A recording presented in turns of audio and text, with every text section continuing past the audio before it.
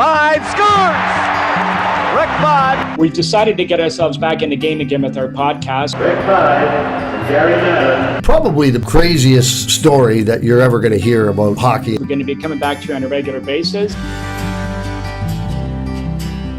You are listening to Squid and the Ultimate Leafs Fan. Hello, Canada and hockey fans of the United States and Newfoundland, and an extra big hello to Canadian servicemen overseas. Welcome, everyone, to another episode of Squid and the Ultimate Leafs Fan. I'm Mike Wilson, the Ultimate Leafs Fan, and joining me as usual, my winger, Ricky Squid Vibe. Squid, how are we keeping? We're doing all right, Mike, other than the fact that I had to put about a whole thing of gel in my hair to keep it flat. Well, I see you got the slick back look today. You got the Berkey look. It looks like Berkey, yeah. But no, I'm doing good. Unfortunately, still not being able to golf. Like, we are the only place in the world that can't play golf, Ontario. I know. I'm assuming maybe Alberta they may go to that, although I don't think they'll go to that extreme. But I mean, can you imagine we're the only place in the world where you can't play golf right now? Yeah, they've certainly taken it to the extreme, haven't they? Boy, oh boy. Well, yeah. Anyway, we've got another terrific guest today joining us, a neighbor of sorts in your neck of the woods, and I'm referring to Mr. Marcel Dionne, Hall of Famer.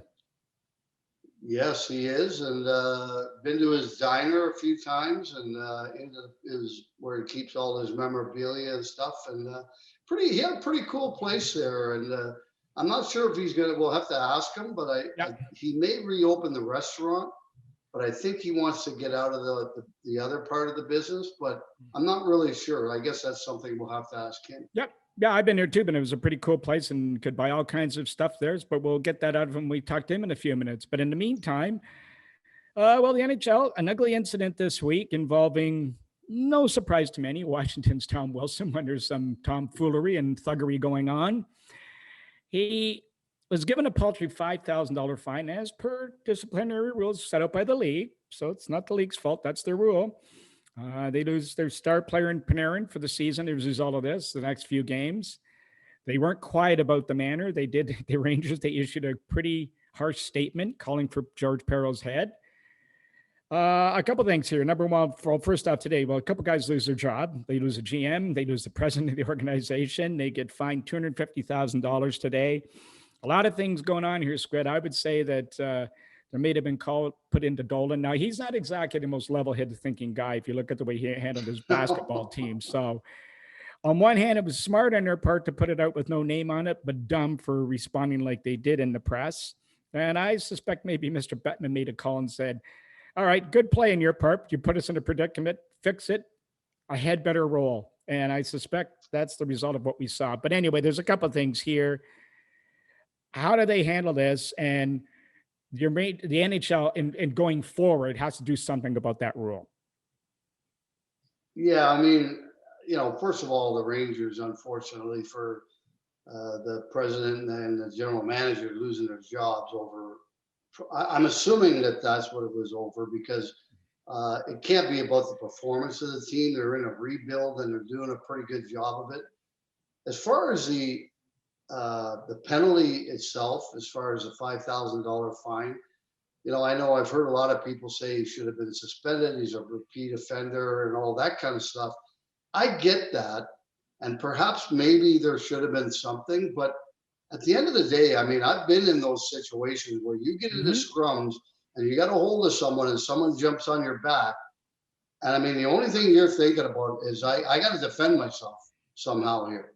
And, he might have went through extremes a little bit, perhaps, Tom Wilson, and perhaps deserved a game or two. But again, that's a tough one. That particular incident, it's not like you see a hit where a guy purposely goes after a guy's head with an elbow or something like that. It's not clear cut. And therefore, I think George Parrot's had a tough time deciding what to do with that.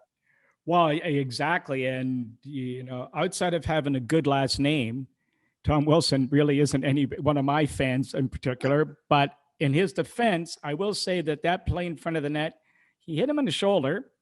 That play happens all the time. And Panarin jumped on him and he threw him down. Like the only thing with Panarin, he's had no helmet on. If he'd smashed his head in the ice, that could have been very, very bad. So that was the bad part about that. But he did what any other guy would have done almost in that circumstance. Now, did he deserve to probably be suspended? Yes, because he's a repeat offender. But, you know, he's the guy, and he's like a firing stick. It goes right to him. So, you know, we haven't heard the end of it. And they sure, the follow-up game was sure, boy, that was rock'em sock'em. That's for sure. That was old time hockey. That was like hockey. 70s, 80s style there. I mean, it was right off the drop of the puck. All the forwards went at it, and then like what they have, like 10 fighting majors in the first four, ridiculous, yeah, under 5 minutes. Yeah, it was. I mean, that's incredible. And but I think that was something that you knew was going to happen after what happened the night before. And with no suspension, I figure they said, you know, we're going to have to do something about this. Not necessarily the coach probably wouldn't have said anything like that, but the players themselves would talk about it, say, hey, we can't allow this to go, you know, without any retribution. So, you know, we got to go out there and do something about it.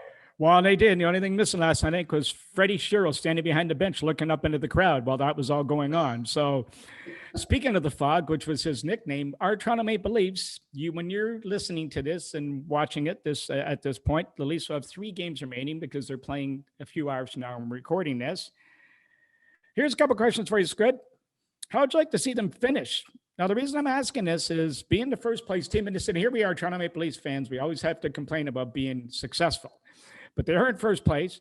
But the death trap for any team finishing at the top is always playing a team that barely gets in the playoffs, because all the reasons the top team has played a little less pressured because they're in the playoffs. The bottom team is playing for their playoff lives. Every year there's an upset or two, and this year will not be any exception. There will be an upset in the first round, no question. You just don't want to be that guy. So what does Toronto have to do? And they're not stupid. They know this happens. What do they have to do in the next 3 games to avoid that happening 2 weeks from now? Well, I think the first thing they have to do is they have to focus on these 4 games, counting tonight. Yeah. But they got to focus on those like their playoff games, and they got to take them very, very seriously. I'm not really big on the fact that there's been a lot of guys that have been out and are just going to be coming back before the playoffs or for the playoffs. They're giving some other guys opportunities to go in the lineup. They're sitting some guys out. I'm not sure I really like that plan. I think you go, you know, pedal to the metal, take these games like they're a playoff game and finish on a high.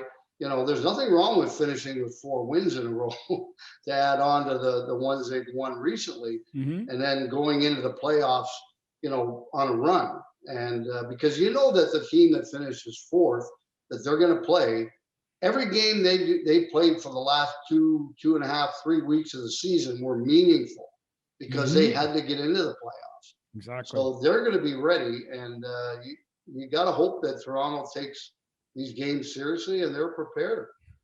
Well, maybe we can use this as a bit of an incentive, because on May the 8th, we'll go back on our time in history and Maple Leaf history today. May the 8th in 1994, a guy by the name of Doug Gilmour tied a team playoff record with his 4th power play goal and added 4 assists to lead the Leafs to an 8-3 win over San Jose in the Game 4 of the Western Conference semifinal. The Leafs tied a playoff record with 3 shorthanded goals, first day at the new tongue, with 3 shorthanded goals in that game. So there is hope, folks, for the special teams. Let's have the faith and let's move forward. So now I think maybe we turn it over and hear what Marcel has to say. Squid, our guest today, played 18 seasons in the NHL after being selected 2nd overall in the 1971 draft by the Detroit Red Wings. Would go on to become one of the most prolific goal scorers in NHL history, centered the famous Triple Crown line, named one of the 100 greatest players of all time, elected to the Hall of Fame in 1992. We could go on forever about this, but we only have an hour in the show. So please welcome to the Squid and Ultimate Leaf Fan Podcast, Marcel Dionne. Marcel, how are we doing today? Excellent, guys. Actually, it's a beautiful day, but no golfers out there. I just went by the golf course. Nobody's playing golf yet. What are you trying to rub that into Squid? He complains about it every week. Yeah. That's for sure. So before we get underway, Marcel, Squid and I love the tradition of guests and nicknames. You're known as the Little Beaver. How did that all come about? I don't like to talk too much about it, but there's just Little Beaver. Little Beaver was a midget wrestler. Do you want me to keep on talking? So that was playing junior hockey, and then in those days there was some good wrestling, and it was 4. Now you can't see midgets, but there was Sky Lolo, Little Beaver, and a couple others, and then one player got back on the plane. We were playing the Montreal Junior Canadians, and he said, "That's it. We got the nickname, you Little Beaver." So what happened when I turned pro? Gordie Howe heard that, and he was fixed with that. He called me, I like that. Hey, Beav, get over here. Beaver, get over. You know, there was a show called Beaver, right? But yeah, it sticks with you. Like there's people now that still go back at it. I said, I know I'm short, but stop mentioning that. It's awful. Well, it's definitely an original. Well, you had the distinction of playing not only youth hockey for your birth town of Drummondville, Quebec, but even played your first year of junior with the local junior team. Take us through all of that. When I came to St. Catharines? No, but in Drummondville, that first year playing junior hockey and going to the Memorial Cup. Yeah, that was it. But no, that was not. The first year in Drummondville, we lost against Verdun. Yeah. And Verdun went on to play the Niagara Falls Flyers. Okay. And I saw that. Then the following year, I turned 17. The St. Catharines Blackhawks had a team, farm team, Sorel, Quebec.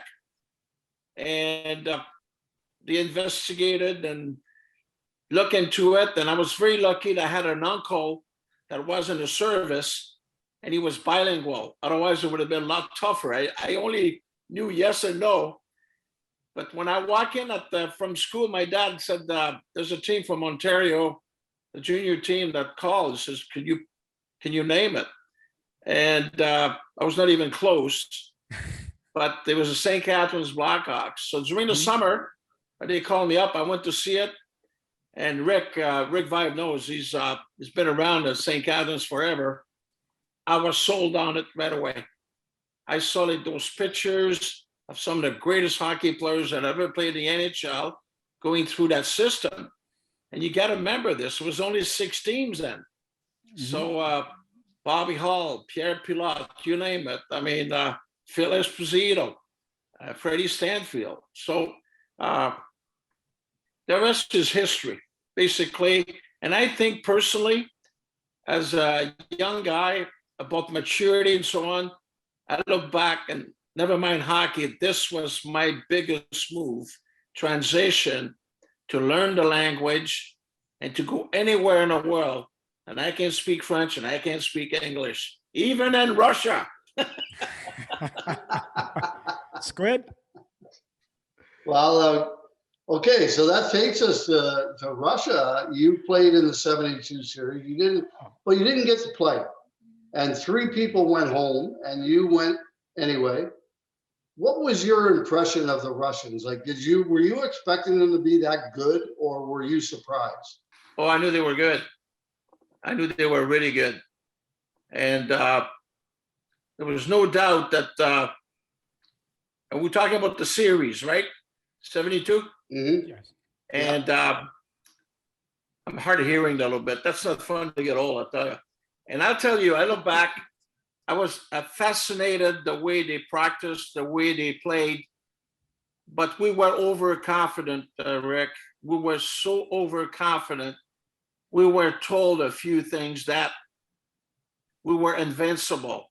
But the national team, the Canadian national team, their reports on these guys, they were good. And I knew right off the bat, after the first game, we scored the first 2 goals, Rick. And they came back, and we were told by Harry Sinden then that all of us would at least play 1 game. I knew after the game, I walk in the dressing room right beside Yvan Cournoyer. still has his gear on. And he said, those guys are so strong. I knew then we were in for a tough series. Now, Marcel, I want to go back to your junior back in St. Catharines. You had some really good times there. You lit it up, winning a couple scoring titles. It must have been a couple of things. It must have been tough to leave your hometown, number one, which you've already discussed.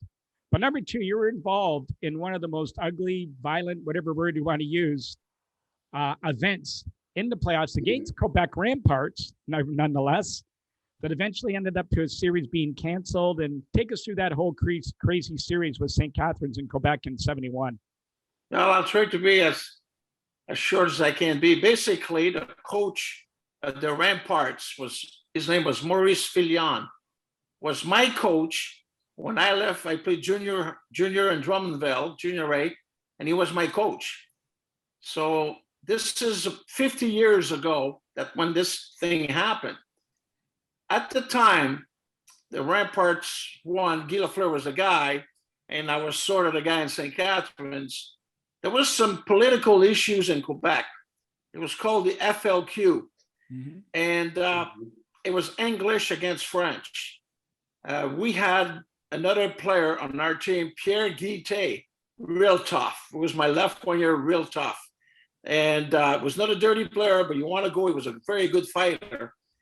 And then the fact that we're the only two French Canadian, that create incredible issue, because we could hear what people were saying in French, but our team didn't know. So the first game, we played at St. Catharines, it was 4,000 people. We lost the first game. And myself or Guy Lafleur were not the reason of that game. The guy that outplayed everybody was the late Jacques Richard. Wow, what a beautiful junior player. And so we won the second one. We just had a blowout. But now we had to go back to Quebec. And the team, the parents, the booster club were not ready for that. It was very, very difficult. They were throwing things out there. They were throwing things at the booster club and so on. And there was one difference. Quebec went and picked up a goalie. You had the right to get an extra goaltender. And they picked up Mario De Guise. And this guy was just outstanding. We watched out them and played really well. But they had a good team too. And so we lost those two games. And before leaving the ice, listen to this. One of our players, because the people were throwing all kinds of garbage and all that stuff, I was right behind him, accidentally hit the cop right in the face and caught him wide open. Now, today, you'd be thrown in jail right away. Then I could hear all the policemen saying, hey, these guys, they're on their own. So we got on the bus. They were rocking the bus and so on. Like, if you had this today, a lot of people would end up in jail, right? So now we went back home. So we're down 3-1, and there's such a demand for tickets. So this says, okay, we're going to play at Maple Leaf Garden. They sold out within 10 minutes. And we beat the Ramparts. That was a pretty good game, and we played well, and we were coming along. For the next game now, we had to go back to Quebec, and our management, through the parents and through a vote of the players, decided that they wouldn't want to go to Quebec. But they tried to pick a neutral place like Montreal. Well, I was not stupid. You think if I play for Quebec, I'm gonna, you work all your life to get to the Memorial Cup, and you got to play in Montreal. So we didn't finish. He talked about an asterisk beside my name, and I'm telling you, from that point on, for me, basically in my career, it was backward. It was backward, and there was only two guys that wanted to go. It was me and Pierre Guité. We're French Canadian. We have relatives. We got friends. So it was very, very difficult situation. There was a lot of fights. Nobody got hurt, but when the player hit the cops, I knew it was over. Now, leading into the draft after that, you're taken behind the guy you just mentioned, Guy Lafleur. You go second. What kind of chatter were you hearing throughout the year about the draft? Was fairly new then. What were you hearing about where you might end up? Detroit obviously is the team who drafted you, but were you hearing any talk at all? Let me tell you, there was no hugging, no kissing. There was no parents. There was not what you see today. The girlfriends, the guys got $1,000 suits on. They look beautiful, but can they play? Can they play? So Detroit called the owner and the manager, my coach, and he says, "Well, we got to go to Montreal at the Bonaventure Hotel." And I said, "Well, do I have to go? Do I have to go?" I was not concerned at all. First, second, fifth, 10th. I was just focusing on me and getting an opportunity to play in the NHL. And there was one guy that I judged my play on, and it was Gilbert Perreault. From the time we were 9 years old, 8 and 9 years old, we've played against each other all those years. And so is Guy Lafleur. But Guy lived in Thurso, Quebec. And when they came down to number 1, number 2, they said to the NHL, Montreal's got first pick. Sammy Pollock was the manager, and he went like this right off the bat. He goes, "Timeout." and I knew that means we take Dionne or Lafleur. But I knew Guy played in Quebec, had a great career, and for me, for Detroit, it was absolutely anything. But prior to the summer that I went to St. Catharines, a lot of people don't know that, I went to Thurso with the manager, with my mom and dad, to meet Mr. Guy Lafleur and Mrs. Lafleur and Guy. I tried to lure him. I said, "You come with me to St. Catharines. Let's go." Oh, geez. But Guy felt good in Quebec. And I think they were giving him about $10,000 a year under the table. But you know what? Those two, Guy had his way, but there's no doubt Gilbert Perreault is the most spectacular player I've seen play in junior hockey. And when I followed up, when he was with the Sabres, number 1 pick, I watched him and I know it could do it. But not too many people believe I could have a career like I did, except a few people. And I know who they are. Rick, anything to add to that? Pardon? Squid. Well, I mean, you were amongst a lot of really good players, obviously. Perreault. The only thing I'll say about Gilbert Perreault is he was amazing to watch. I mean, he was so talented. I do believe that he could have been a 50-goal scorer every year, close to 100 points. I think, and I was told by a couple of guys that played with him back in the Buffalo days, said he really didn't want the pressure of having to do that every single year. So he kept it around 35 goals, 80 points, that sort of thing, so that there wasn't all that pressure to do that on a regular basis. Rick, you are right on. Absolutely right on. First Team Canada, and he was with me. We're together in 1972, but we're in 76, and we're roommates. And we're talking, and I just love the guy. You know how he is. He's a good human being. I know his family. He still was taking care of his dad and go home and see him every day. And we got talking, and he said, "Geez, things are pretty good, Gilbert." I said, "You should score more goals." I said, and he says to me, "I wish I could score goals like you." Then I look at him. I said, "Okay, I wish I could stick handle like you." But it's hard to believe the ability he had. But you know what? I don't think he wanted to do it.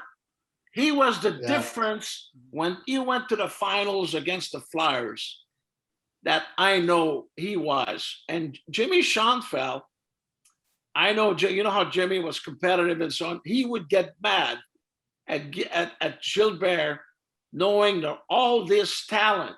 And he says, you want to do it. You know what? It was not his way. To be competitive every day, every game, for him, it didn't bother him. He just played, loved the game. And but you're right. He's the guy that should have scored 6 times 50 goals and 700 points and 1 Stanley Cup at least when they were right there. They were right there. They were big, strong, tough. They had everything, and that slipped away, you know. And they had a great line, a good combination, the French connection. Yeah. But the Triple Crown had the edge. Well, I remember Squid, Danny Garrett told us that. He went up to Gilles and asked him for some advice. We had Danny on the show, and he said he asked him for some advice to learn how to score. And he goes, there's no secret. And he said, no, but you could score a lot more if you wanted, couldn't you? Go, you know what? If you score 40, they want 50. If you score 50, they want 60. So you know what? I just do what I do. There's nothing to teach you. Danny Garrett just turned around and walked away. This is the same thing that happened with me in Los Angeles with Butch Goring. I love Butch. And I go like this. When I got there my first year, I was pushing him. I said, you're a 40 goal scorer. Come on, I got 50. You can't do it. Exactly. He said, no, if I get more than 30, they're going to ask for 40. I'm going, how can that be? And he ended up going to the Islanders to win 4 cups. Yeah. And he's played, and he got the Conn Smythe Trophy 1 year, and 4 cups, and he got that. And listen to me, cannot get in the Hockey Hall of Fame. I don't know. You look at the stats, and he was a fun guy, loved the game. He was not a physical guy. We couldn't protect him in LA, but when he got with the guys in the Islanders, Nystrom and Clark Gillies and Gary Howitt, now he played a different game too. Well, now take us through when you arrived in Detroit for your first camp. Who looked for a couple of things, Marcel? The biggest adjustment between junior to pro did you find? Did anybody take you under their wing and look after you? And how was the whole experience going into the NHL like that? Well, this is a thing again. It took me a long time to understand. And I still, when I watched the draft and all these young players, Detroit was struggling. I didn't understand management. It was Ned Harkness, and I was not in that political world. I just wanted to play. I'm going in the corner, and I'm with Alex Delvecchio. Alex Delvecchio has already 20 years in the NHL, silver gray hair. I'm overwhelmed. I'm looking at my dad. I'm playing with my dad. How does that work? So where I was disappointed, and Rick will understand that when you have very good veterans, we had Red Burns and Gary Bergman, Alex, and the turmoil was so bad. They traded most of the guys a year before that. Within 2 months, I didn't understand that. How can I be the best player? I didn't, and my ice time was limited, but I would do things that most of the players couldn't do. And I took some years. I had Nick Lippett, for example, and these guys I'm naming, Billy Collins. They were not goal scorers, and suddenly they became goal scorers. And it's a lot more fun to score once in a while than not score at all. But I'm telling you, and I can prove my point, that it still goes on in the NHL. I'll tell you one guy right now, Jonathan Drouin, okay? When he went, and Rick might understand too, like when he went to Tampa Bay, and with Steve Yzerman, Steve is a first-class guy, first class. And I, watching this, say this kid is fast, he's got everything, and suddenly they realize he's not ready. Well, it could have happened to me in Detroit too. You know what I mean? Things are happening fast. Like you said, what's the difference? It's not the game. It's understanding it's a business. And you got to think about it real quick. You play more games, you travel, all that stuff, you eat differently. So they asked him to go down in the minors, right? Now his agent jumped in. He says, no, he didn't want to go. From that point, when I saw that, I said, now he's going backward. That means if he's not a character player, he's going to have to justify that. Every game, every season is going to be a challenge. Look where he's at today. So, and then he signed a $34 million contract with Montreal. And nobody has anything personal about him. A sports writer, Marc Defoy from Montreal, just got talking, and I said, we got talking about him a little bit. He said, a couple of weeks prior to what happened to him, he says he was not there. He was absolutely not there. The spark was gone, and you said the rest. They said, well, we have to let him go. He ain't coming back, that guy. He will not, he's not coming back to be a high level. He is right now in his prime time. This is 26, 27, 28. And it is so sad, so sad. He's probably a likable kid, but it doesn't help the Montreal Canadiens. Mickey Redmond, how much influence did he have on your career, Marcel? Mickey Redmond was a pure goal scorer. So is Danny Grant. But I didn't play with Mickey, as he was not my winger, which it was good, because now we had two good lines with Danny Grant. But the wrist shot was phenomenal. And it's, again, he won the Stanley Cup in Montreal, but there was a lot of stars there. Then he comes with us, and then he was there prior to I get there. And I like the way he played. I mean, he was a goal scorer. The rest, I don't know. He likes to play the guitar and sing too. But he had a bad injury. He had a bad injury, and 250 goals a season. Had to have back surgery, and never came back, and that was it. But you know what, Mike? Marcel, it might be, Rick, it might be a good thing, because he went into broadcasting. Yes. He's been there forever. I said, I didn't know you were like that. I said, you work on your English, your the words and everything, but we're still friends, right? Because I played with his brother Dick, and Mickey is a special guy. But you're right, he was a pure goal scorer. It's hard to believe. Like, people don't know what that means. You don't miss. Squid. Marcel, talking about you, I'd like to go back to what you're talking about with Drouin. Do you think that perhaps 18 years old being drafted and players coming in at 18, do you think maybe that they should go back to 20-year-old so that the players are a little bit more mature physically, mentally, when they do get drafted, more, I think, adapted to maybe handling the pressure? You know what? I totally agree with you. Matter of fact, I played, like you said, 20. Ovechkin would still be chasing me. Give me 2 more years, right? Give me 40 goals. Give me another 60 points a season. Sorry, 20. He'll still chase me. But you know what?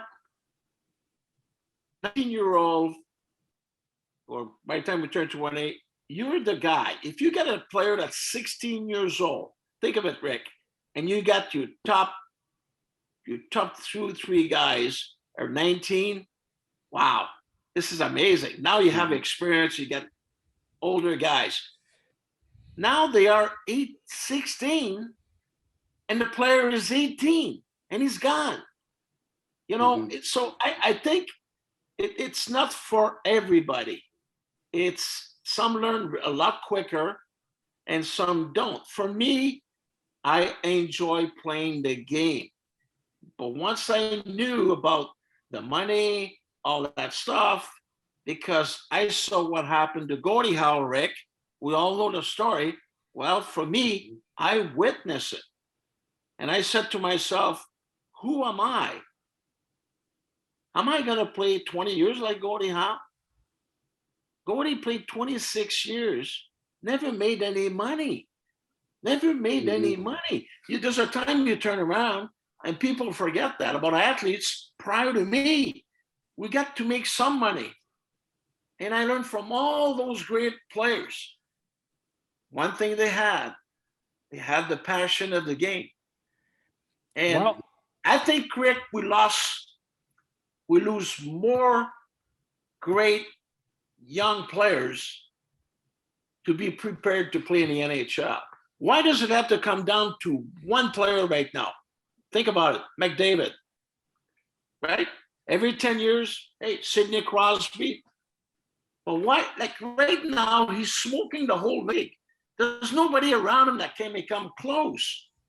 And he's that young. He came in. How come we can't produce any more than that? I think that's why they got lost. Can you imagine? I give you $30 million. I give you $30 million. I don't care about money. I swear to God. But I gave you $30 million. And you remember when a coach got mad at you, yeah, I'm going to send you in the minors. I'm going to do this. In the back of your head said, go ahead. You still got to pay me $25 million.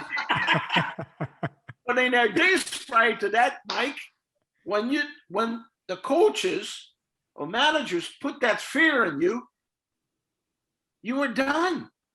Mm-hmm. You were done. Just think about it right now. It's so funny. I'm glad I'm talking to you guys today. You get me on a high note. The guy said to me, he says, well, what do you think about hockey? He says, I'm tired to watch the same teams play against each other over and over. And I said, well, I guess you were not around when there was only 6 teams. Yeah. That's what they did. They played 70 games. And I said, if Montreal played Boston on Saturday and they had a brawl, well, on Sunday they went to Boston, they had a brawl, and they went back on the train. It's crazy. It's crazy. Now, Marcel, let me stop you right there. 6 teams. So after 4 years in Detroit, the team's not getting any better. You're getting better every year. So it's got to be frustrating. And all of a sudden in 1975, you move to as far away from Detroit as you can possibly move. Take us through all that. And by the way, I think it was the contract you signed at the time was the biggest one in hockey. Yes, it was. Very quick. I got to tell you this to compare with Guy Lafleur. He's a very, very good friend of mine. He's having some tough time right now health-wise, but here's what happened. I turned pro. I signed a 1-year deal. Guy signed a 3-year deal. And they all said, well, I guess I broke the record for most points by a rookie. But I didn't play much at start. I was not playing. And so he was in the same thing. Now I went on, Mike, to sign a 3-year deal. 3-year deal. That brings me to free agency. And Guy had a 3-year, signed a 10-year deal at $100,000 a year. This is true story. So I'm going to LA at $300,000 US. But at the time, the WHA was already in play, 1972. Mm-hmm. I was drafted by Ottawa. I look back, if the WHA would never come along, and Bobby Hull and Cheevers and Sanderson would not have gone there, I would have never made that money. The only way I could stay in the NHL, Detroit, we did some negotiating, but then it hit the snag, and I'm going, they gave me an opening to say, well, won't you check? Does anybody wants you? Well, we did check. So Jack Ken Cook offered $300,000 a year. Then Edmonton, we called me. I went to Edmonton, and we had a press conference, and the contract was offered. It was the same thing, five years plus option, $250,000 Canadian. One of the biggest contract ever. There was not that many people that were making that. No baseball players. I'm not kidding you. It's a true story. But when I went to Edmonton, I knew if Detroit doesn't trade me, I'm going to Edmonton. What about the great one? If I go to Edmonton, think you would have had a chance to go there, Rick? So there's a thing. So I end up going there. And for Bob Pulford, I enjoyed those palm trees and those beaches for a while. But I'll tell you something, Mike, that you guys probably don't know. My worst critics were some players. They couldn't believe about that money. And it's a shame. Harry Sinden was, I had the write-ups, said it was a joke to pay that kind of money. And I like Harry. He never paid Ray Bork the proper way he should have made when he played in Boston. No. You know? So now they give you whatever you want. But in those days, it was structured. It was very, very difficult. But I produced for what I got paid. There was no if, but, what. We lost, I score. We win, I score. I came to play. I just love to play.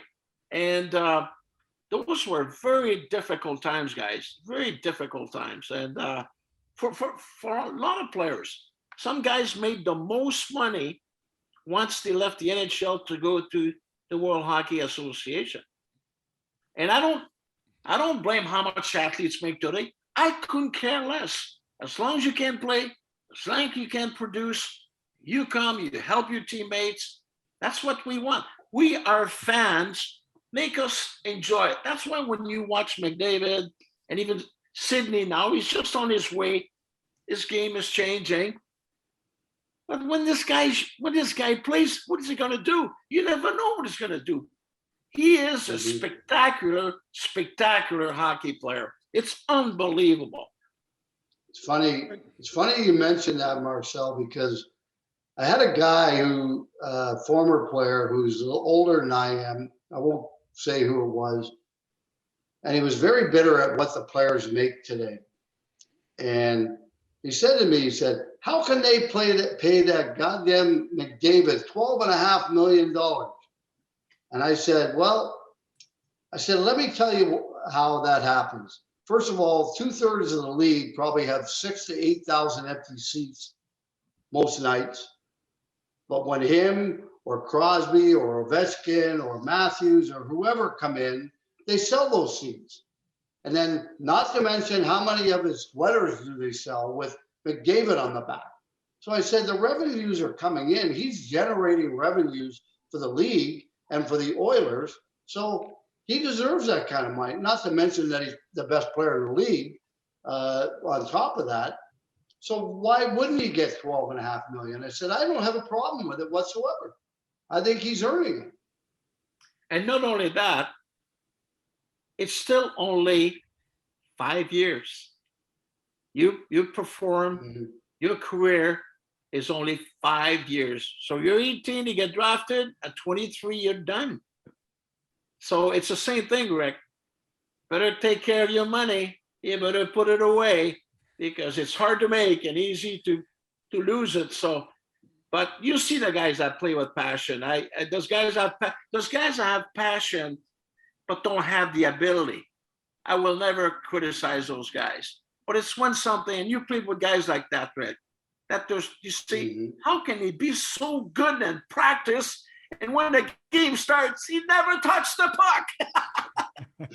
That has happened a lot. We all have those guys. And they're good guys. Yeah. They didn't want to play. I said, no kidding. And now, that's Marcel, why when you have a beer later on in life, there's things about I should have tried harder. Oh, thanks a lot. Now, Marcel, you go out to LA, and the team is less than 10 years, obviously, in the league. So it's fairly new, but you go from an original 6. I mean, you come from a hockey hotbed in Quebec, St. Catharines, Detroit. You moved to California. How was that whole adjustment for you playing, going to the rink in shorts, basically? You know what? Again, there was so much criticizing about you could never win in Southern California, right? The palm trees, the beaches, the beautiful girls. If you're single, if you're married, you just got to look, right? It was just Palm Springs, everything you can't think of. And my wife she was the queen there. She said she was going to live there forever. But let me tell you, you make a commitment. I said this all along. Doesn't matter if you send me to China, you perform. And that's what happened.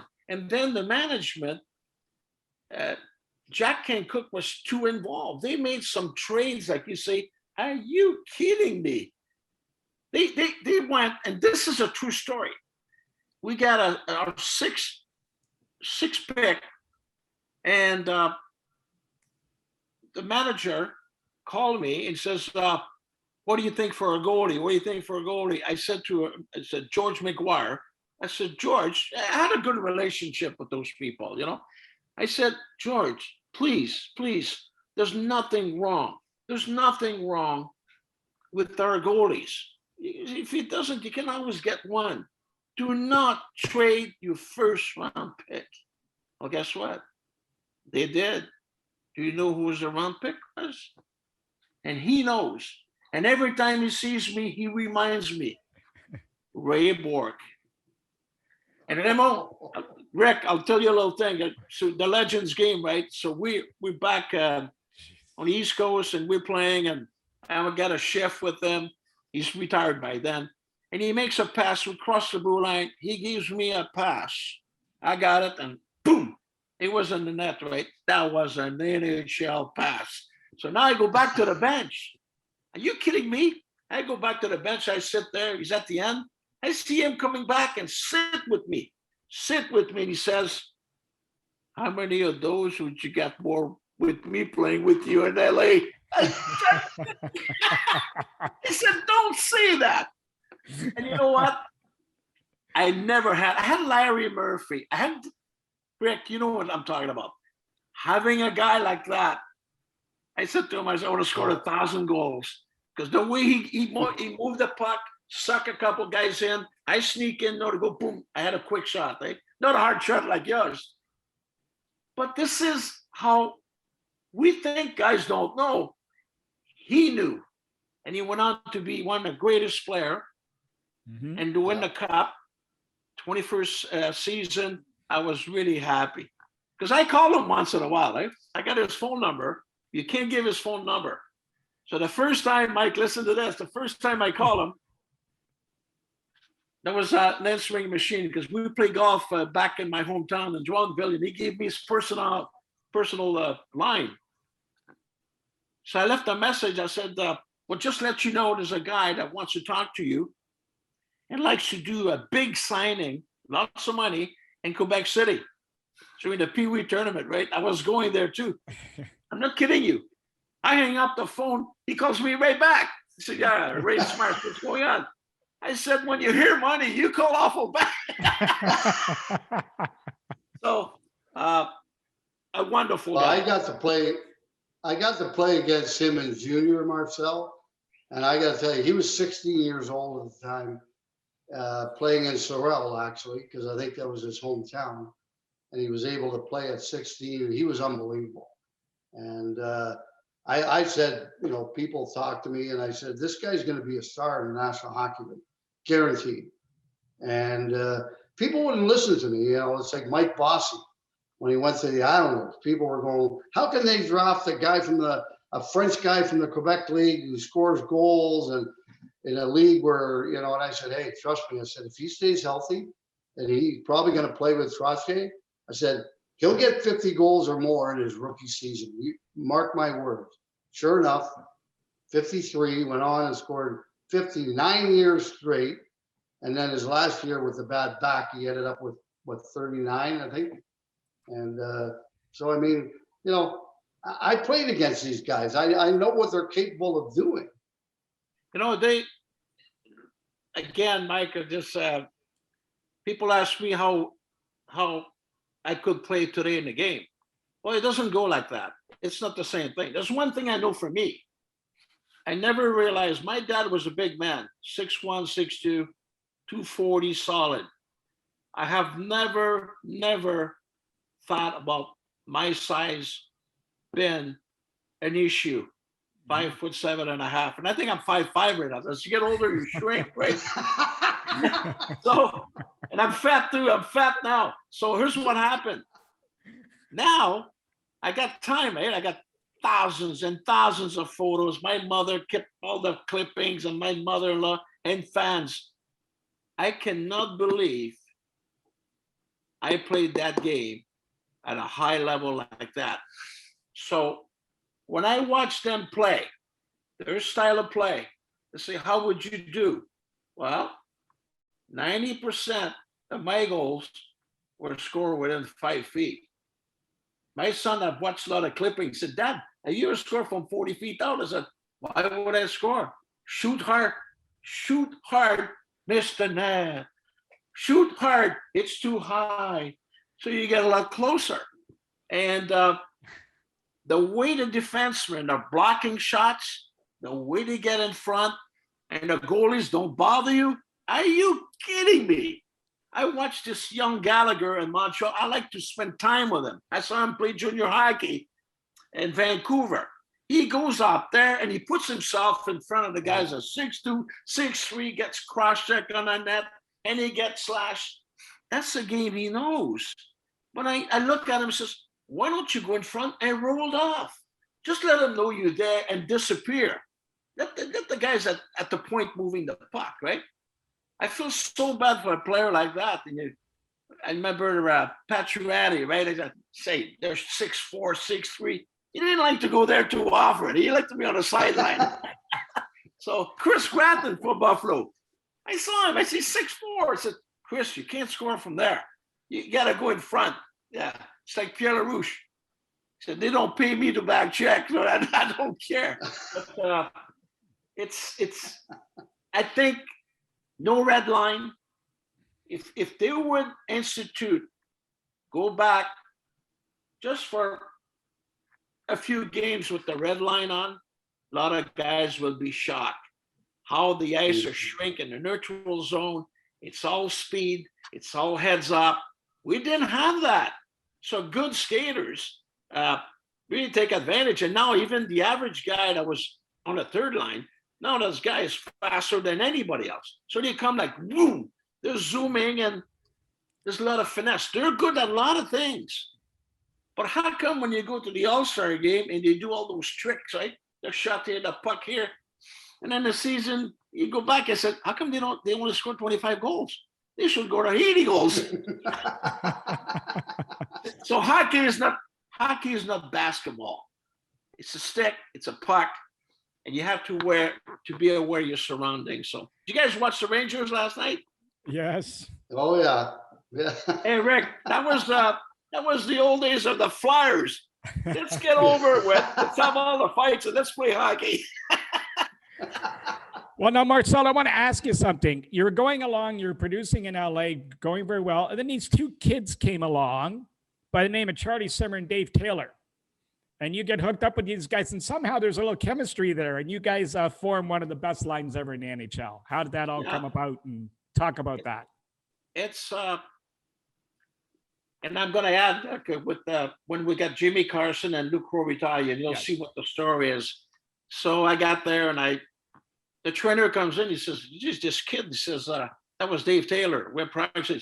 This kid, look at him, he's skinny guy, tall guy, and he's hitting everybody out there. I didn't know who he was, Went to Clarkson University.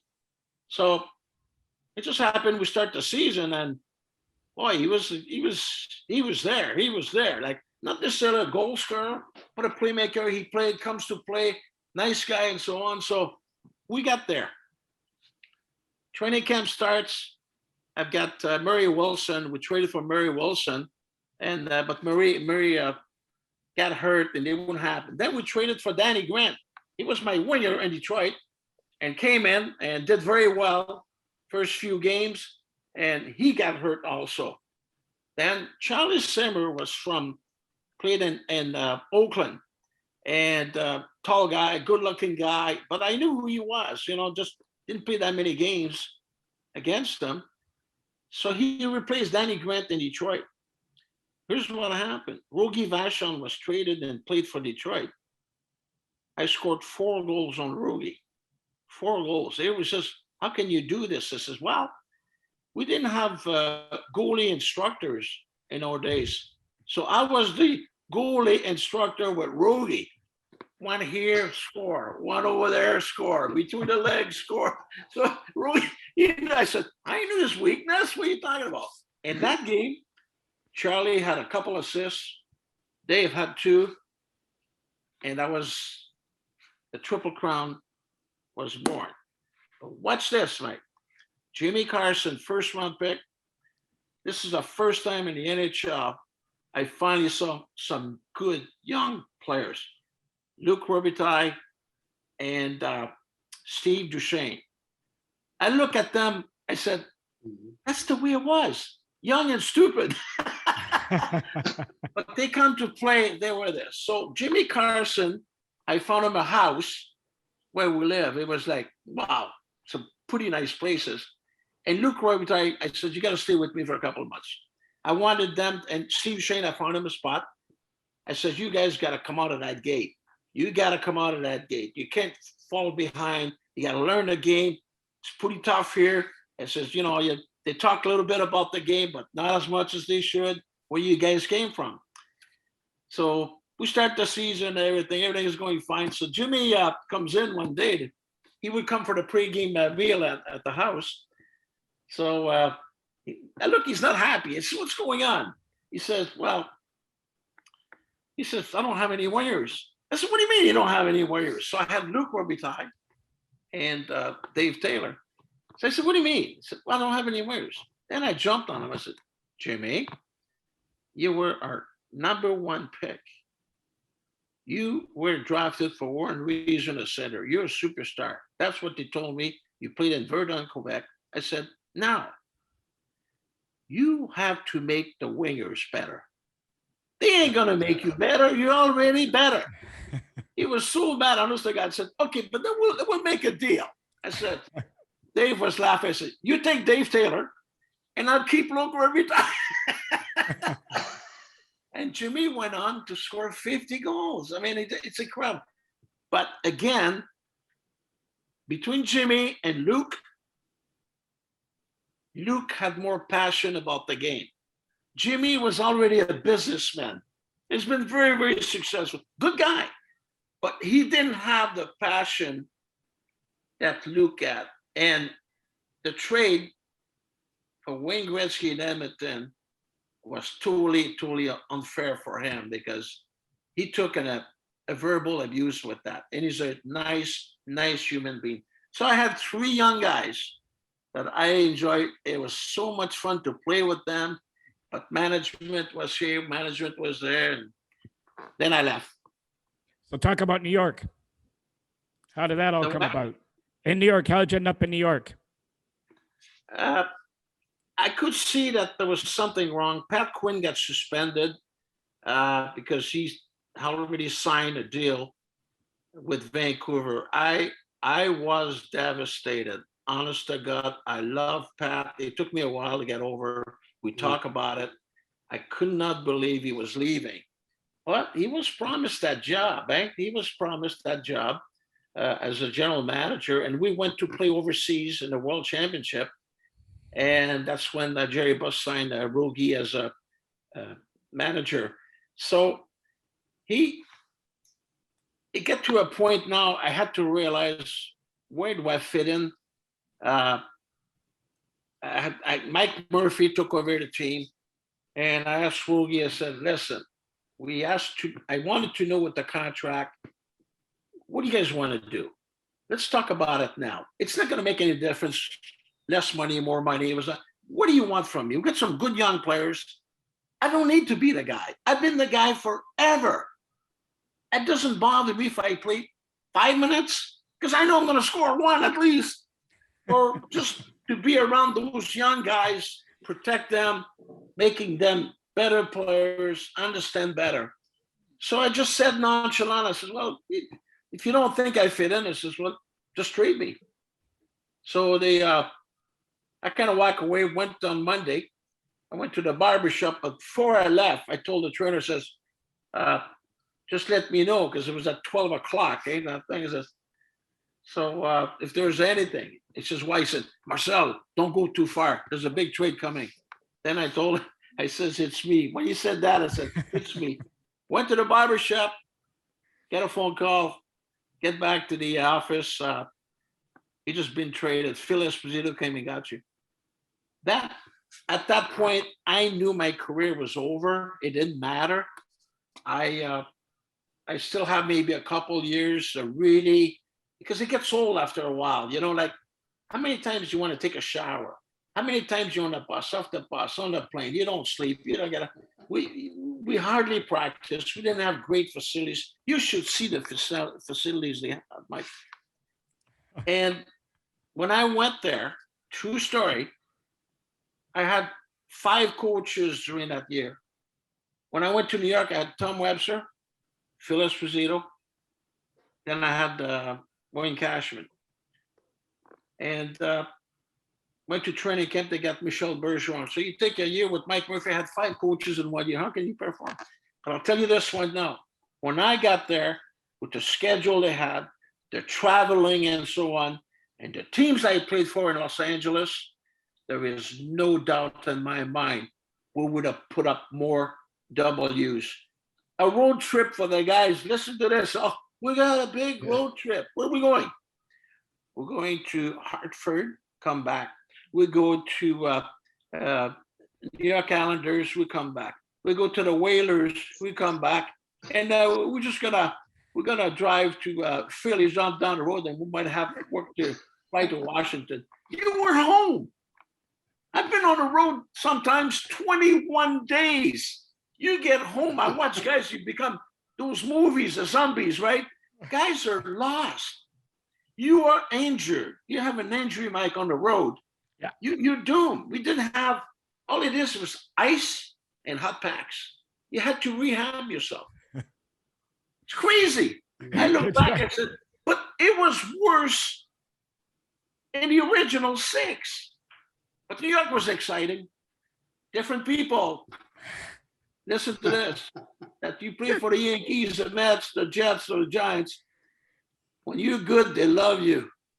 But if you're not that good, they hate you. There's no in between. Squid, what do you got for Marcel? The what? Well, Squid.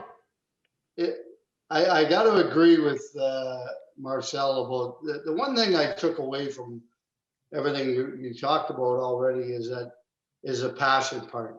And you when you play with guys, you know who the guys are that have the passion and want to play the game, and some guys that are really good players, but they don't have that passion.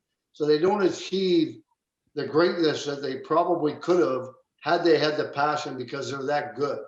And, you mentioned like a guy like Carson, and Robitaille was the complete opposite. Well, he's in the Hall of Fame, and there's a reason for that, because he had the passion to play the game. Yeah, the work ethics. Like when he first came up, he wanted to know, he wanted to learn. That was the first time in a long time, because you got to remember this, because you're the so-called the best player, the superstars, guys that come in the lineup, they get intimidated. They used to set up the young guys when they go to Redondo Beach. There was a church that you could see like on a hill in Palos Verdes, like where Tiger Woods got hurt. And they would set up all these young players coming in and says, hey, you guys, you want to see a house? Says, look at Marcel Dionne's house back there. It was like a castle. So can you imagine the guys being intimidated just like that? It was crazy. But one thing, Rick, I had from the start, it didn't matter if you played one game. It didn't matter if you played 20 years. I just had respect. And that's what I say. When I see past players and I go back, I Google, I like to do this. I get prepared and see that. I said, geez, you were a pretty good player. You watch, and the first thing you say, well, we're not as good as you. I said, nobody's as good as me. Don't worry about that. And I said, you know what? And that's, you've got to have those players. Yeah, if everybody, absolutely. If you get a lineup of 20 guys are good, there was no way. A quick note from your audience there. Ralph Backstrom just passed away, okay? I saw him play, original 6. Mm-hmm. Here's what Scotty Bowman said to me. He says, Marcel, Ralph Backstrom with Montreal was an incredible player. He was a goal scorer. This is a true story, I'll tell you, just this year. And because he was my assistant coach, and I love this guy, good-looking guy. And I said, no kidding. He said, when he went to Montreal, here's what happened. He was a center, but Belleville was ahead of him. Henry Richard was ahead of him. Sure. So they made out of him, think about it. They made him a checker. Yeah. And if you watch some of the games he played, he was a skillful player. And Scotty, there's no better than Scotty to tell you. He made me feel so good and so proud to have him as an assistant coach. And then he went on to college and Denver and just whatever it is, had to be successful. So sometimes when you go back playing junior hockey, you see, how come you were that good? Well, now you move up and now you're in a position that they're taking the ability away from you and they want you to be somebody else. And trust me, guys, not too many people will fool me. I see it over and over. And it is. For example, when Charlie Simmer got hurt, now you got to be replaced. You're the first line, and usually they move the guy on the third line, right? So you should see in the morning, Charlie Simmer, you got the name, all that stuff. The player that's playing with me could have been Gene Carr, for example. He walks in and suddenly he sees his name on the board with Dionne and Taylor. You want to see a guy's morning team preparation? That's a different story. Yep. There's no fooling around. You watch him come, unbelievable. That guy did well. He did well with me. But now Charlie comes back. Now they remove him back to the third line. Now he goes back to his old habits. Do you know why? It's very simple. It's a stick and it's a puck. And you play with Marcel Dionne, you're going to touch that puck a lot. And that means you can score goals. Now you elevate your spirit. You're on the big line. You ignored everybody else on the team that used to tease you. But this is a fact. This is the reality. And there's one player right now. What happened to Taylor Hall? Mm-hmm. What happened to Taylor Hall? How can you be an MVP 2 years ago, 3 years ago, and then you get hurt? And before he got traded, he had 2 goals, $8 million a year. If Echo and Hall do not produce, what do you expect for the rest of the team? It's a killer. Kills a coach, kills the manager, kills everybody else because you can't get rid of the players. So it's always a fine line. Hey, Rick, it's always a fine line. But you can see the difference now that he's gone to Boston. He's playing maybe with some better players, guys that are more into it and want to play the game, and he's producing. And so there's a big difference. I mean, in Buffalo, I think Buffalo needs an overall character change, I guess, maybe their organization. They need to change the culture there. And, because I think they got too many guys that are good players. But as you said, they don't have the passion to go out every day and play the game the way that they can play it. They just, some days it's like, I don't feel like it today. I'm just going to take it easy, unfortunately. And I think that's one of the problems in Buffalo right now. A big culture change, I think, is needed there. Now, Marcel, I'd like to go back to Team Canada. We touched on it, we walked through it a little bit, but you represented Canada a number of times internationally. You were part of the famous 72 team, which we'll touch on. Now, I'm going to give you full disclosure here because I normally don't do this, but I actually had one of your 72 Team Canada sweaters in my collection, and it is now in the Museum of History in Ottawa, so your legacy will live forever. Okay, so there you have it. Now, when you went to the camp, you talked about the team being overconfident. So we got all of that, and we knew how the players reacted. We know what happened, and they were a little bit cocky and all those type of things. You didn't play. Now, 3 guys came home and you went to Russia and you didn't play. You stayed. So 2 questions. why did you stay? And number two, did you feel that the players respected you for staying and being a part of it, even though you just practiced? It's a little bit of baloney. I'll tell you this. I'm a straight shooter. The concept, they needed players to practice. That's why there was a lineup like that. You could not bring all the best players knowing that, whatever, like that's what happened with Sinden. So, well, everybody's going to play a game. And the hype was absolutely incredible. I mean, the problems we have in America now with racism and all that stuff, well, we lived that. Until we went to Russia, we lived that. We said, communism? Are you kidding me? Are you kidding me? And I don't want to jump, but I just want to tell you one thing. Sure.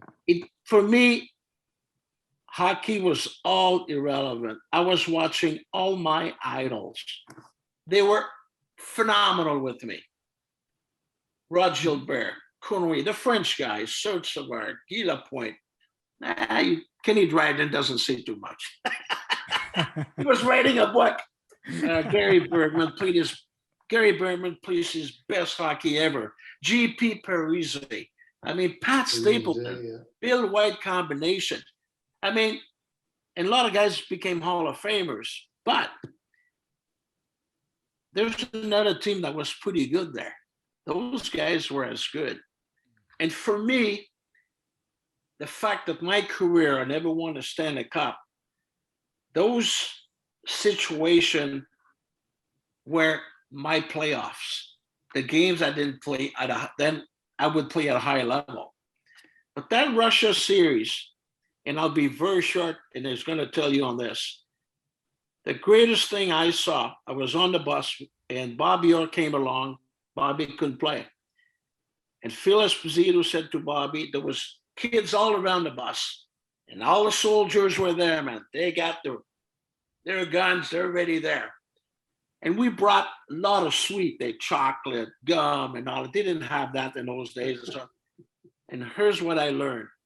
I never forgot that. It's got nothing to do with anything else. Phil said, Bobby, you ready? Let's go out there.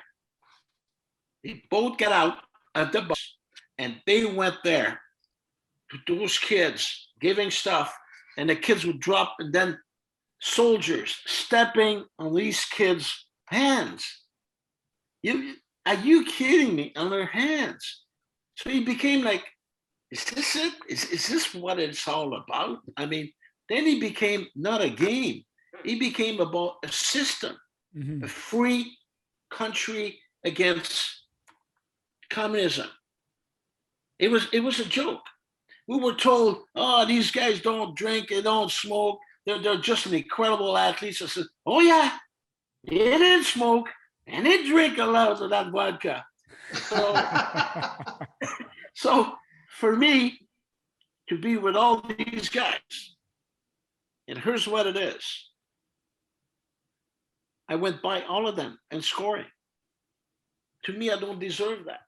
I just, how can I have 160 more goals than Guy Lafleur?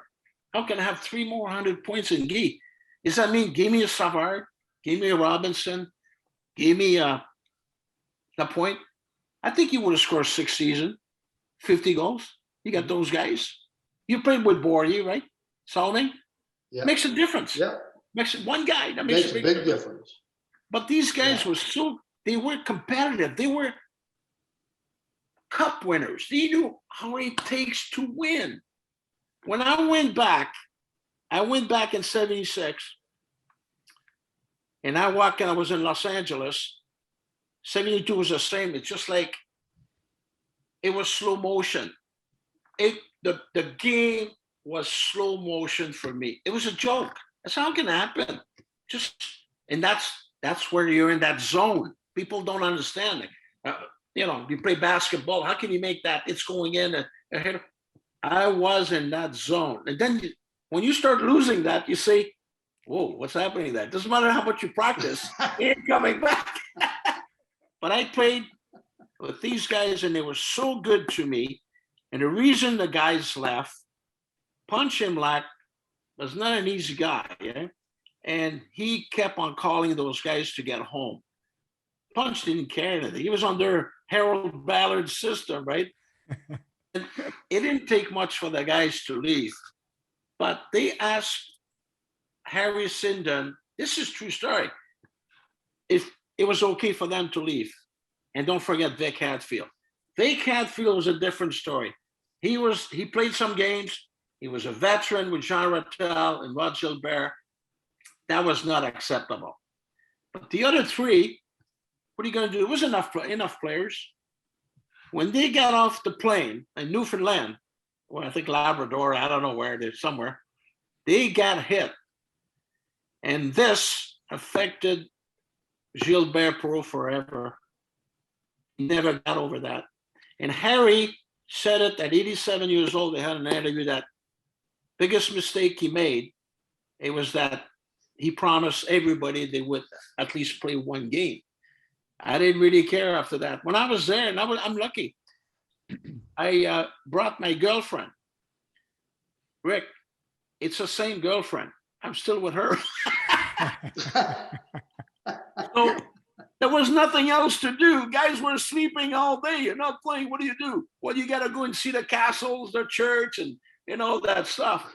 And she for her, the greatest thing, it was that the Montreal women, and most of the players, and Rick can tell you this, they all know my wife's first name. I can't believe it. She's that kind of woman, right? So Russia is not made for her. I went back 5 times, and it was, and I got to know a lot of these Russian players. We are very, very lucky, very fortunate to live in Canada and have the type of freedom we have. Well, let me ask you this, Marcel. 72 you play. You guys win. It turns out to be the greatest hockey series probably in hockey history. I think everybody would agree on that. 76, you play with Sittler McDonald, first Canada Cup. You guys win. You're on the ice. They score the winning goal. Now, I'm sure you probably asked when they called back in 76, am I going to play this time? First off, okay, before we go any further. But secondly, when you did win, the emotions that you felt, what was the difference between, I know you played in the one and you won, but the difference between 72 and 76 emotionally for you? Well, we understood the concept better than the one in 72. You remember there's 4 games in Canada and 4 games in Russia. This was a little bit different because 76 was countries, different teams. But there's one thing I can tell you about 72. It's that we were in trouble. And we went to Sweden, played 2 exhibition games. I played one. Then all the wives came in, for the rest of the trip and all that stuff. And I saw a change for me to the team. And it's hard to believe that we should have won the 4 games. We lost the first one. We were leading. Mm-hmm. All 6-5, 6-5, 6-5. And they came down to 30 seconds. Can you imagine we going back home losing, how much it meant to Canada? A lot of us, our careers, most of the US guys go back. They can't hide, right? We can't hide, but the Canadians don't. So that's how much it was. So 76, I was very fortunate to be on the ice for the last goal. That was Scotty. Scotty, if it's not going anywhere, then he puts you with anybody. Sometimes you like to be scheduled, right? But boom, boom, boom. But I played with Bobby Hall. And my right winger was Danny Gare. Danny got hurt. And Phil was not the player that he was in 72. He was our best player. So now it was difficult for him to, I remember where I was wearing a black jersey with Bobby. Danny Gare got hurt. And Phil's got the black jersey. So it's the Black Aces, right, Mike? Here's what the great Phil Esposito goes, Bobby would say a word. He says, okay, if I don't make it with you 2 guys, they're going to send me home. I'm going, what? You can't say that. So now I play with Bobby. I said, Bobby, I know you skate all over the ice. You come on my side, I'm going you on your side. Get out of the way. I played against him in the NHL. You talk about a shot. You talk about a strong skater. It was a highlight. I mean, those are the type of things, right? And but different concept. And after that, the Team Canada's, the goal, the world, and it's unbelievable. So right, but it's always nice to be on the winning side. And either one we lost. We beat them on Wednesday. They beat us on Sunday. It's unfair. It's one game. Everybody was mad. Okay, let's go back. Let's go back to the drawing board. Well, Marcel, we want to thank you for being with us for so long. We just got a couple more minutes to go through with you. So now a couple of things here. Now, I don't know if you realize or not, if you we'll bring back this memory Rick and I were talking about before. But when you were in LA, you were famous for making one of the first music videos ever. Now, Alan Thicke wrote a song called Forgive My Misconduct. And I think your two wingers, Charlie Simon Taylor, Davey Taylor, you guys did a little music video. Tell us about that. Well, it's funny. I saw a friend of mine that passed away. His wife sent me the stuff, and it was during the All-Star game. And Alan Thicke, one of his sons has juvenile diabetes. They wanted to raise money. And they say, let's go ahead with this. And then in the meantime, what we did during the summer, he called us with Valerie Harper. She was a great hockey fan. And we did a thing called Forgive My Misconduct, right? I'm a great singer. I just like, I tried, but, it was not that big. And Phil, and then the guys in New York, Alan Thicke passed away 2 years ago. And I went to see him at the casino. He was 68, 69 years old. And he said to me, I said, what are you doing? He said, I was still playing hockey with my son and all that stuff. I said to him, Alan, hockey is different than other sports. It's a burst of speed. Your heart is a muscle. You got to take your time. And the Kings came back in town 2 months later. I was there. I went on do a little clip on the radio, went back. They came and got me and just told me that Alan passed away playing hockey. Well, he ended up doing what he wanted to do.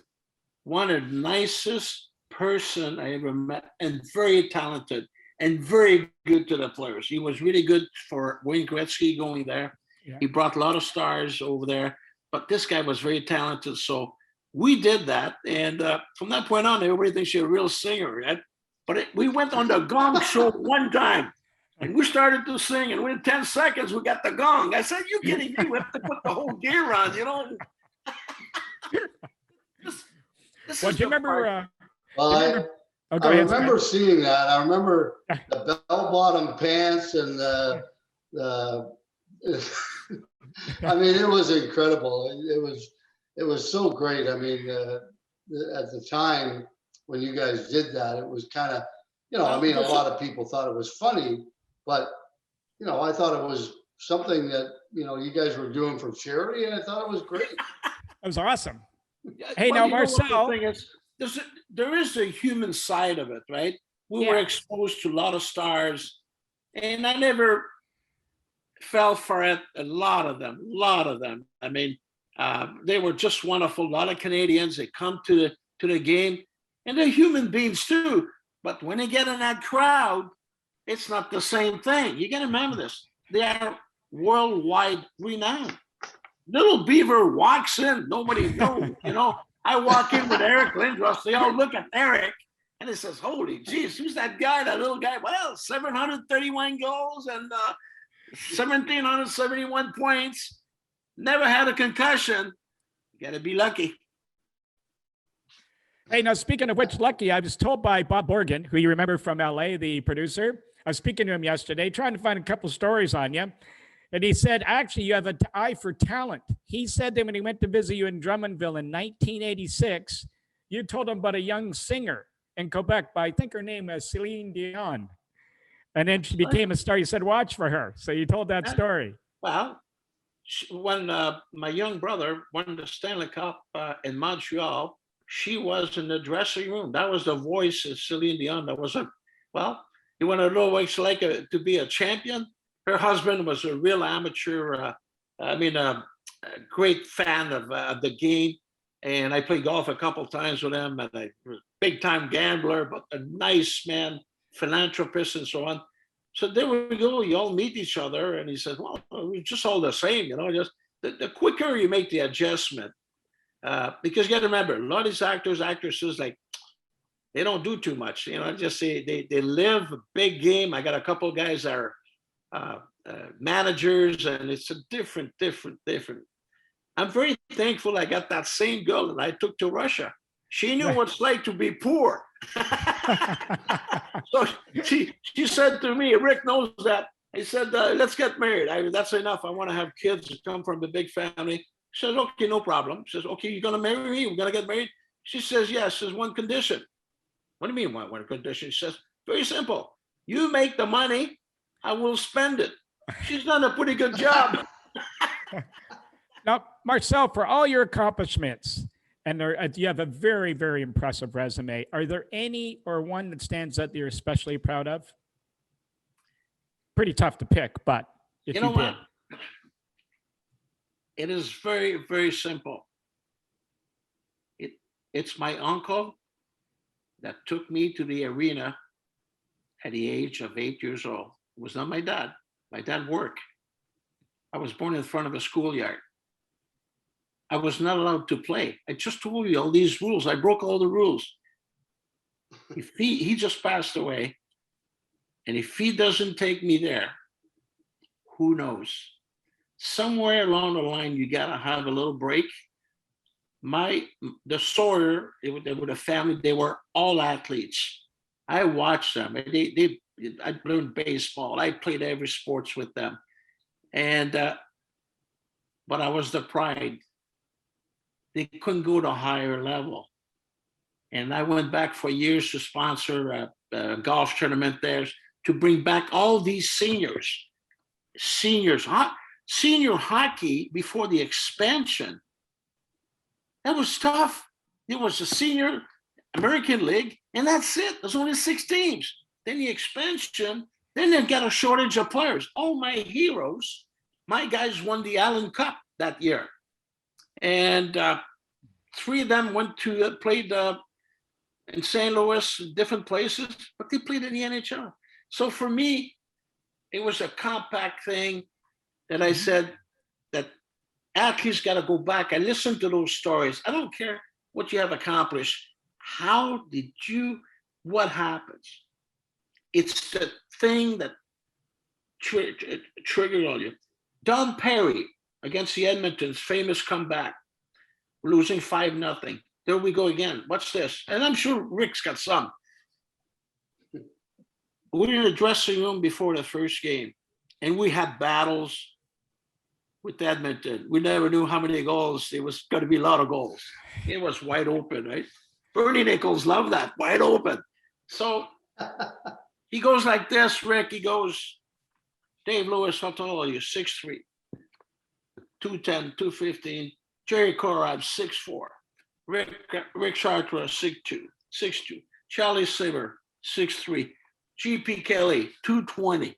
We went around the room, but he was close to me, but he jumped me, kept on talking. And here's what he said. What are you afraid of? They can't beat us with their fists. We know that. Let's go out there and play. That was simple. Play out there the best we can. We know who's the guy. It's Wayne. And they have, what's this? When he said that, you forgot. There's Paul. There's Yari Curry. There's Mark Ritchie. Glenn Anderson. There's Ricky Grandvier. I said, did you forget anybody? We beat them. But it was a 3 out of 5. We beat them. We were down 5-0 and came back and beat them 6-5. Darrell Evans. Yeah. What a shot. But you know, when you're in broadcasting, anybody or Rick, there's a moment, there's something like sometimes you're talking about with a bunch of guys, and there's a quiet guy that just said something that blows everybody away. He says, whoop, I got it. And that was awesome. Squid, any final thought? No, I'm just glad to have you on, Marcel, and an unbelievable career. And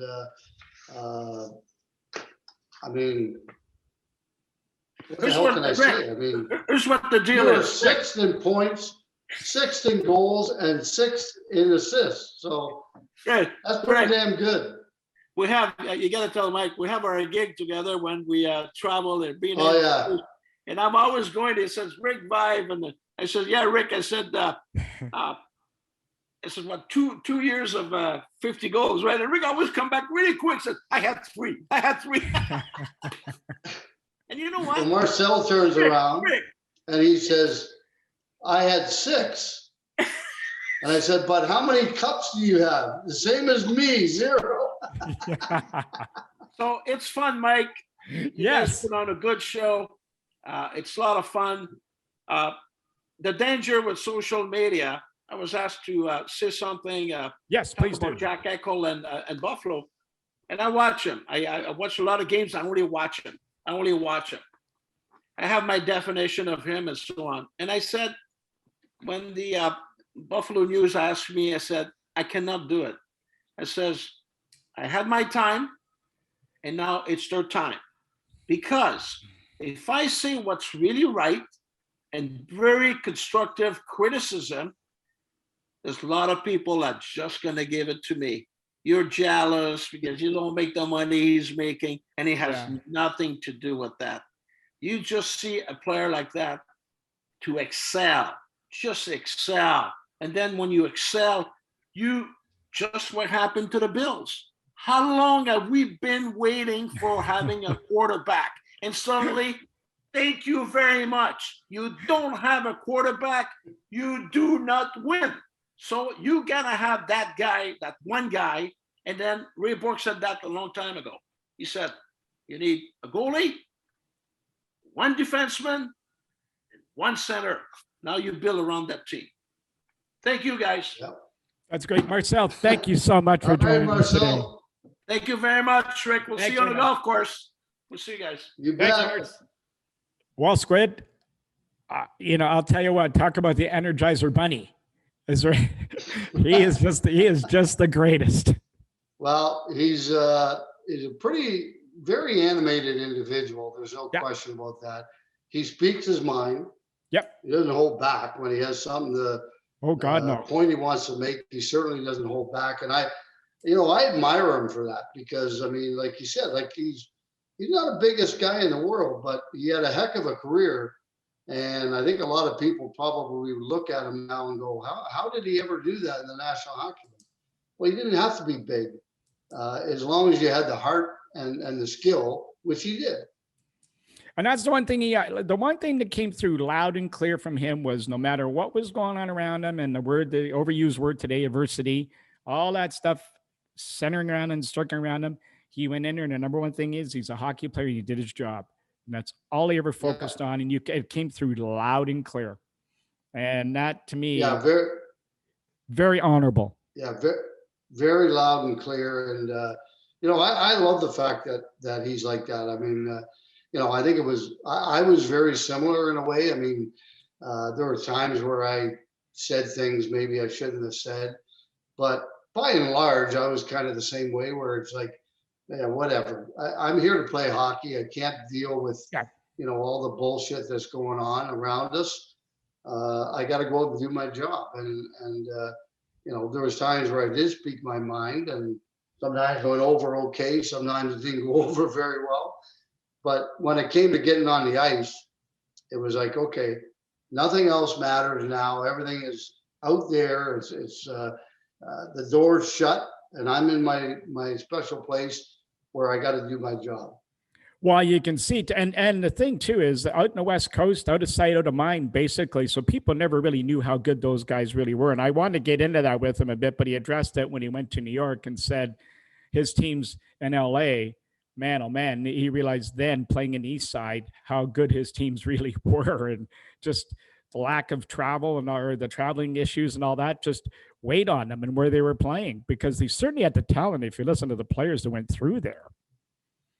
Well, there's no question, and I think he that's a good point that he made, because I think if you look at the Rangers and the Islanders and Philly and the teams around there, like, I mean, they spend more nights in their beds at home, probably about the same amount as say the LA Kings would spend on the road. Yeah. So you can imagine what that would be like, being on the road and sleeping in hotels that many nights. What a difference that would make. Well, the funny part about it is, because when I did my excursion with the Leafs, followed them for seasons, 85 days I was away. And I didn't stay any extra time or any of that. I basically did the route that they would do, or you guys would do as a player. So it was 85 days away from home over that 6-7 month period. So think about that. Yeah. That's coming from the east side. Imagine coming from the other side, going this way towards us. You could almost double that. Yeah, it's well, I remember when I was in Vancouver for a short period of time, I mean, we had 14, 15, 16-day road trips, that were very, very difficult. I mean, flying all the way across the country and then going here, coming back, like we would, centralize in Toronto or Montreal, and then we would charter to a city and then come back there and go here, come back, go there, come back, maybe play our last game in Toronto or Montreal, and then head home.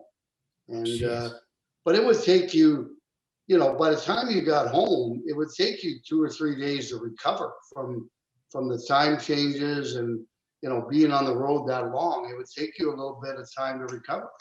Yeah. So, I mean, you can just imagine, like, their body's getting beat up playing on that West Coast, coming back east all the time. So all those things, but, it's a little bit different now, the way the divisional structures have gone. But anyway, we come to that point in time in the show where we have to bid farewell. Another great guest today with Marcel. We could have talked to him for hours. He's just loaded with stories, and he's so animated, and he's so funny, and he's so direct, and he's bang on in his observations. Boy, I'll tell you, there's not too much. He misses too much about what's going on in the game.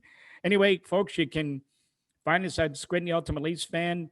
Find us online. Look up our personal websites at the Ultimate Leafs Fan or Rick 5.